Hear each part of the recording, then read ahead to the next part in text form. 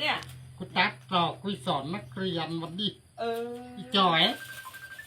มึงยังแบบใส่เสื้อสีชมพูอยากเปิด กูบ่มีอ่ะไม่มีกูซื้อเอากับผืนสาวบาทปันเลอะมาเดียว มึงก็บอกอาจารย์ซื้อกูกั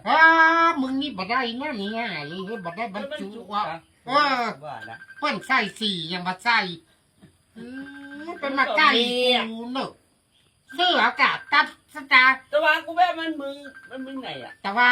กูซ่อน อยู่กูไปเอาหน่อพุ่น ขั้นหี กูไปซอดหน่อ อุบดี กูก็เอาหน่อมาให้อาจารย์เนี่ยมึงกูมึง ว่าแล้ว ใส่เสื้อแกเหมือนเปิ้นหวานบะหวานจากกูหยัง กินพอหรอก เรื่องของกู เสื้อสีชมพูเป็นท่า มึงน่าก็มาใส่ฮะปั๊บมันพองเป็นยังใส่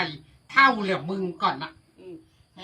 ตัดสตางค์ซื้อกินเหล้านี่ปะท่อ บอกอ่างอ่ะ เดี๋ยวสิ้นปีนี่มันก็ได้ละเสื้อบรรจุเนาะ บอกกันจัก จะได้บอกยังไงล่ะสู กูบอก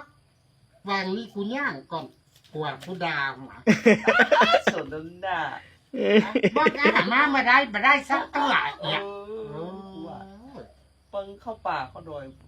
เสาะหนอก กูไปแกะบักก็เป็นนานล่ะเอามาในมือ โอ้มาเอามาผมก็มัก ถ้าน้องกลัวมา